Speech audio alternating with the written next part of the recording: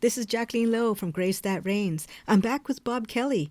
Welcome back to my series called Fall into the Light, where I showcase incredible witnesses stories of God's presence, love, and grace working in our lives.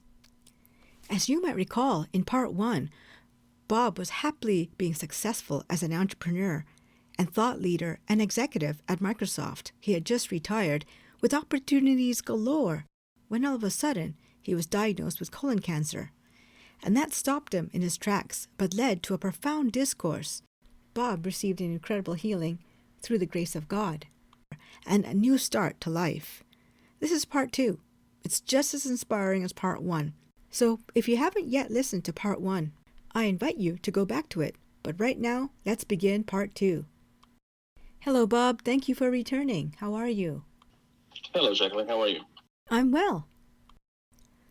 So in our last conversation, Bob, we ended off with a story that you described as being a God moment. A large and unusual bird had smashed into your window and left an imprint on it that very much resembled the Holy Spirit. Prior to that, the night before, I was praying with you and I mentioned the work of the Father, the Son, and the Holy Spirit in prayer. And it was the first time you spoke to me and prayed with me. And this event settled you and confirmed to you that we were on the right track. I'm being very honest with myself and very honest with, the listeners here that these are not things that I would normally say. Yeah, and I'm so honored that you could be so open to us right now. But I'm saying them because that's what happened. Bob, I wonder how you bridge this gap. You belong to the corporate world. How many people in the corporate world would really understand the story? Yeah, it's a really profound question. This is one of those questions that goes a little bit back to, sort of that, did I get this because I wasn't living my life faithfully enough? In the corporate world, I'm known for being a person of integrity and high standards and good fun, and let's really get stuff done. And I attract a lot of talent because I've been given a lot of gifts. But this would be a really radical conversation to have with anybody in the corporate world. The good thing is, I had already left Microsoft by that point. Mm-hmm. So I did not have to confront this in the context of Microsoft, which would be, I think, actually quite challenging. But I was still, I still had a lot of friends there, and I shared a lot of this story with people. I shared the journey with a lot of people from Microsoft and other friends. And, I don't know what they've taken from it at the end of the day, but I know that what I've taken from it is, I've been blessed beyond the norm. Oh, that's fantastic. It's now almost 10 months after the fact. There are words that come to me, and both of us discussed it last night. It was magnitude, gratitude, cancer survivor, and journey. What do these mean to you? Now, that's also a complicated question, right? So I'll take them in order. Magnitude, right? The magnitude is sort of this notion of grandness, just sort of like magnanimity. Mm-hmm. And I have, I've always felt blessed because of my successes and the things that we've been able to do professionally and personally. But magnitude means a lot more to me now. It means much more about kind of the sharing of the sort of graces. Yeah, that's so true. The gratitude. Gratitude is another complicated word because would I have wanted this? No, of course not. But it has been a blessing in every way. I'm unfortunately now much more likely than most people to get a recurrence of cancer. That's a bummer. But at the end of the day, it's sort of put my eyes on a bunch of the right things, including my own health. That's just a better position to be in. Right. Cancer survivor. Right. That was a hard one because I had cancer in my mind, and for what I knew, I had cancer for 2 weeks. I didn't know I had cancer. Mm-hmm. I had cancer for 2 weeks. Mm-hmm. I get it. So in my mind, I had cancer for 2 weeks. Obviously, I had it for much longer. Right. But so cancer survivor has been one of those weird kind of constructs where it's been hard for me to confront it. 10 months later, That's just truth. I'm a cancer survivor. And, so, I want that to be true for the rest of my life. I want to be a cancer survivor for the rest of my life. This is powerful stuff, Bob. And that's just something I've had to get my head around. And then journey, another complicated word for me. And why is that? I have always been a destination guy. I've been driven. I was 17 when I left home, went to college, got my undergrad at 21, entered the PhD program. At 23, I was done with the PhD program. At 27, I had my PhD. I had an accidental career, as I call it, by getting into Microsoft as a temporary 2-day contractor. 21 years later, I was a corporate vice president, one of about 130 people in the company, running the company. All about driven to the end, to the destination. And this experience has really taught me very much that the journey is really where the joy is. The destination brings joy too. It brings a level of satisfaction, but journey has been, one of those things where I've had to just take a breath, recognize that even in my own sort of frailty of faith or my frailty in anything else, the journey is kind of where truth is built. So it's been a complicated year. I can tell, Bob, that you have reflected a lot about your life. Well, I've noticed this year that you've really enjoyed in your journey your family life. Oh yeah, very much so. I mean, this is one of the things. This is another one of those great blessings, right? This didn't happen when I was at Microsoft and traveling the world and running multi-billion-dollar businesses. This happened after I had sort of left, not just Microsoft. I had left my other professional gig, which was the general partnership. So I was given the grace and the time, right, to have this happen then. What that has also meant in this weird COVID year is, I've got my two eldest girls are on the East Coast in the DC area. My son's in Texas, and we're graduating our youngest he just graduated, so he'll be off to college in the fall.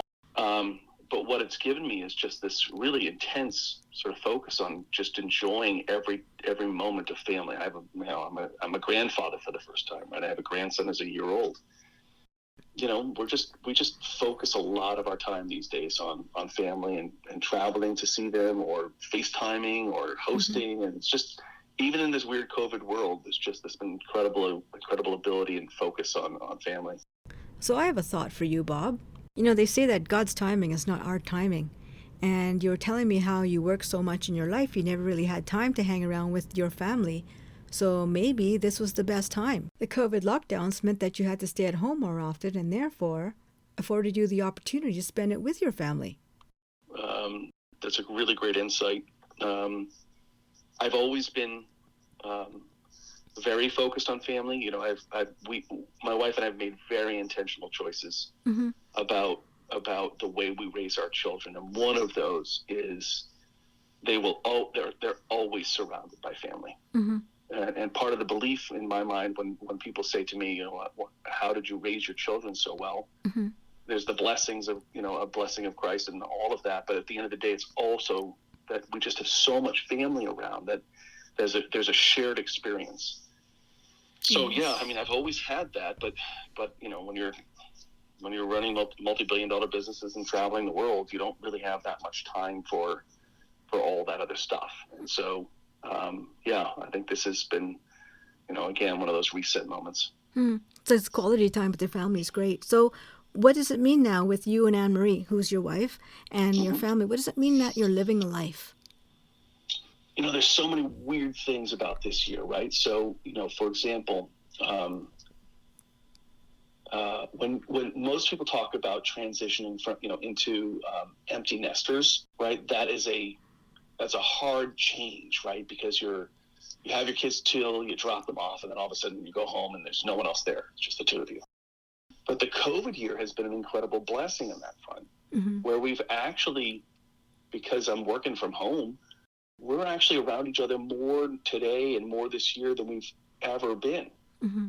So sort of like living the life now is, in my mind, there's all the stuff that comes with, the complexity of having the cancer and the surgery and the recovery all the fears and joys, et cetera, that come from that. I mean, you can't imagine when I got the news that not only did they have a successful physical surgery, but they got everything, and I'm cancer free. Like, that was mind blowing to me. Yes, right? yes. And the fact that you And didn't so have to go for radiation or chemo. I did not. No, I mean, it's another one of those funny stories that takes too long to tell. But yeah, I mean, I didn't. And as a result of all of that, I just now get to live the life that I've wanted, I've chosen, and the context is right to live that life. And so, my wife is a very type A, very driven person herself. She plays volleyball 5 days a week. She's on multiple boards. She is a very intense athlete and very intellectual and a great leader herself. So by not having to work as hard as I was working, now she has all that ability to do that too. So there's a lot of phase of life stuff that's going on in this whole thing too. It's complicated, as you can imagine. Yeah, it's wonderful, but I think maybe you've learned that, the both of you. Do you slow down a little bit more now and take time for some silent prayer? I'm putting on you on the Certainly spot. more than I did prior to this. Okay. Right. Now that's again one of those questions about how has your faith changed, matured, or whatever it is, right? It's always a journey, but certainly more than I did before, because for multiple reasons, but not the least of which is I'm just not 10 hours a day in meetings, right? I mean, I'm not coming home from those 10 hours a day or 5 days in India and being exhausted and just sort of being spent, right? I mean, I just have much more space and time and willingness to participate in that. I think it's good that you said that you're now living the life, and you're living the life that you want to live, obviously with grace, because people seem to sometimes put the pressure on someone and say, since you have received this huge healing, you got to be this, or you have to be like this, or you have to change. And I don't think that people should put guilt on each other, especially when they've received, a grace of healing. What do you think? Yeah, that's an interesting comment. I mean, so many times in our lives, my life included, we're measuring ourselves against others. And this is a question, sort of expressed in one way that I think is actually a state. Measure yourself against my perspective of what you should be, not your perspective of what you should be. Correct. And that is an imposition, but I've been blessed. I mean, I have never had somebody in this whole experience say to me, anything like, well, you got what you deserved, or this is, or now is your time to go, sort of embrace God in a different way. No, I've got none of that. Oh, that's right? That's good. What I've gotten from people is really just a tremendous amount of energy, a tremendous amount of support through the process, a tremendous amount of willingness to say things that they might not have said before, because my vulnerability created some vulnerability for them.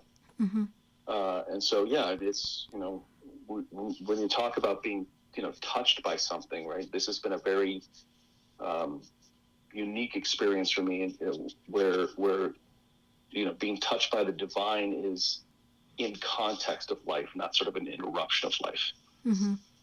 Yeah, I think it is a wonderful statement that we have met, and just as much as been amazing for you, each of these has been experiences have been very amazing for me too, to hear it from the outside in.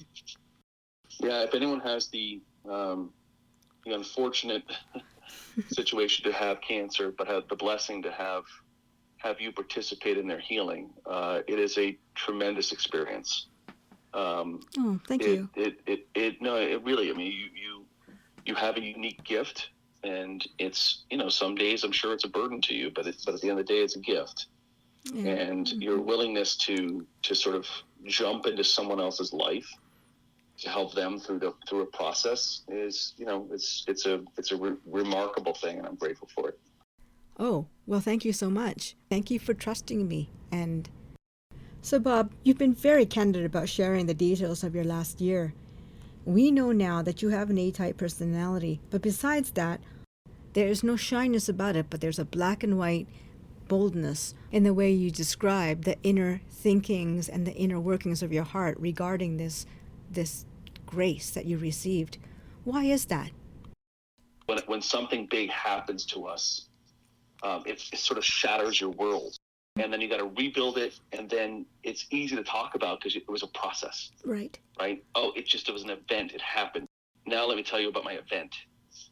I think women have a different way of processing, and one of the ways that they are able to process uniquely, in particular, this is true of, I think, mothers who've raised children, is they have events all the time. Yeah. Right? It's just, I mean, it's just, and so their mind is already ready to absorb all these things.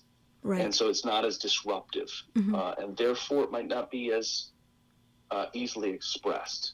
Right. And or it might not, maybe perhaps women are not as willing to talk about it because it's just part of the fabric of life. So they've asked for grace. For guys, it's just, a 2x4 across the face. Right. You've been really good for it. What's your idea of success right now? What does that look like to you? Oh, come on. That's a really hard question to answer.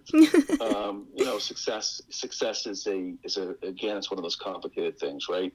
My mind has shifted away from sort of professional and financial success and more towards, like, how do I help others? Right. I mean, I have a PhD in Shakespearean literature, right? I intended to teach in the university. Oh, yeah. Right. I ended up with this accidental career. I forgot. Yes. So now I get to teach. Now I get to instruct. Now I get to coach. Like all the stuff that I get to do with these companies I'm working with at Goldman, I'm just coaching. So that's one form of success. Another form of success is, like I mentioned, I have a new grandson, right? And so, for me, it's just the joys of being grandpa, right? And being able to sort of just live in that experiential sense, be part of the journey as opposed to the destination.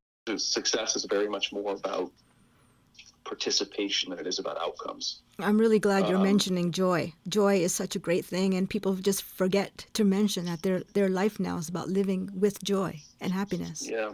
My wife has for years written little notes down electronically and otherwise about joy, and has threatened to write a book on joy. But it is truly one of those things where, again, we're blessed to be Catholics, we're blessed to be faithful people, and joy is a big part of that. Joy is journey. Joy is not outcome, and so that's a big part of what I think is, when I think about success now, it's much more about the journey than it is about the outcome. And so, I don't know. It's one of those things where I could kind of go on forever about what does success look like. What advice would you leave for our Grace That Reigns listeners? First is, if you were in a situation similar to mine, take the first step. Don't be fearful. Accept the fact that you don't know, but take the first step. Because in taking the first step, you start on the journey, and it'll be complicated. It may not have the same outcomes that I've had, but along the way, the people you will meet, people like Jacqueline, my oncologist, the surgeon, my friends, the people you meet along the way on the journey of something like this, who give you energy and sort of fill your sail, comes from a perspective of taking the first step, submitting yourself to a little bit of the sort of fear of lack of data, the fear of no knowledge, embracing the things that become shockingly apparent to you about family, about, friends, about sort of what living the life really means, embracing your faith in a different way. It all starts in that first step. In my case, that first step really was the call you and I had on Friday night, because it was, there's two experiences. I think I mentioned this to you yesterday. There's two experiences that I kind of point to as like just remarkable in this whole process. The first is having the sacrament of last rites administered by Father Dominic. Right, Father Dominic is a key player in all of this. He's a key player in all of this, and he's a tremendous friend, and he's himself is an unbelievably gifted human being. Yes, I agree. A very faithful and holy priest. But he introduced us. Yes. And yes. it was actually after, just before Sunday Mass. It was at the church. He had just finished giving me the sacrament, and he said, "I have a friend if you're willing that I want to introduce you to." And of course, when Father Dominic says something, it means a lot to me. Right. Right. And so his trust in you sort of became my trust in you, even though I had no idea who you were. Right. So that sort of, that you can call faith a lot of things, but one of the things that is just fundamentally sort of distinctive about faith is taking that first step even when you don't know where you're going. And that's kind of what this whole thing's been about. Well, Bob, thank you so much. You opened my eyes today. You've opened my eyes because, to hear the story all over again and being on the outside, now hearing it from another perspective, I'd like you to join Grace That Reigns. Yeah, well, that's a big part of it, right? I mean, Grace That Reigns has been a huge part of it. So, yeah, I mean, you have both a gift and you have a charity that you run as well, and that's a part of all of this. So, I ask people to support your work because it's, as an individual and as a ministry, it's profound. Oh, thank you, Bob. God is great. God is just really awesome and great. And I want to thank everyone for listening because this is an exceptionally beautiful and honest human being that I've met. Nothing is by coincidence. God has brought us together, and I'm so grateful to know him and his Annmarie and his family. Thank you, Bob. Thank you, Jacqueline. I appreciate all of this. This is Jacqueline Loh signing out. Please subscribe to our YouTube channel called Grace That Reigns Society, or sign up for our newsletter at www.gracethatreigns.com.